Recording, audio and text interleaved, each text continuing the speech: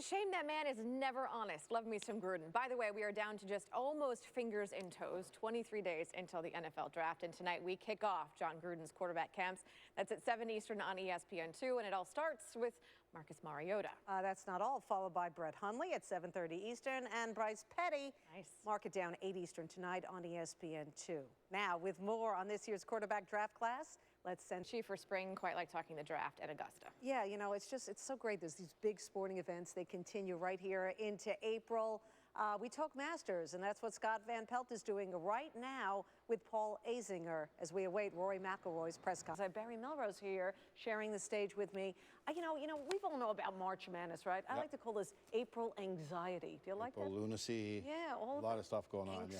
April anger. Angst. All right, speaking of all of the above, the LA Kings fit this category. I know they have us just where they want us. They like putting us on suspense, but they're on the outside looking in. They're 1 point behind Winnipeg for that final spot in the West. How do you think this will shake out in the bottom of the West? I think they get in for a schedule also. I think they got St. Louis, they got Calgary, so they don't have an easy schedule down the line either. And again, Buffalo's out for the rest of the season, so it's going to be tough for them to get in. Calgary is just amazing. You almost cheer for them because they've overcome so much. They're a team that no one thought would make the playoffs this year, and now they're a team that's, you know, fighting for sixth spot.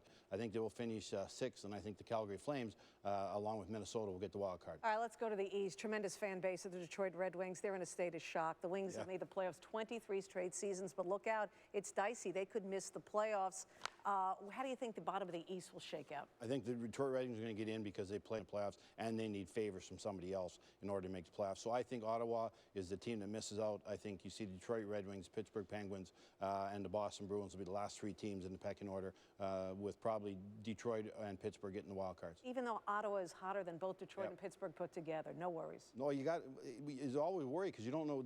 Ottawa plays the Rangers. Who are the Rangers going to put in their lineup? Right. Teams that have things clinched already, you don't know who they're going to dress. It could be the half the minor league team they're going to dress. You're not going to want your stars to play. Teams that are battling for a playoff spot rather than teams that are out of it that are going to rest their stars. Yeah, the Rangers had to deal with Columbus. They won in overtime. That was a tough game. Rangers can clinch the President's Trophy with a win in New Jersey tonight. Amazing story. Best team in the East, no doubt about it. They went to Stanley Cup Finals last year. They're a better team this year to beat the New York Rangers with their size, strength, defensibility, and goaltending. Give me one team that's their kryptonite. Rangers? Yeah.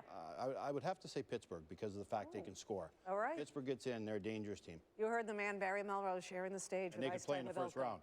I'm concerned with the Bruins, to be honest with you. Bruins are good. All right. We will come back after this break, I promise, and we'll talk about other things, believe it or not, other than the NHL. Shocking but true.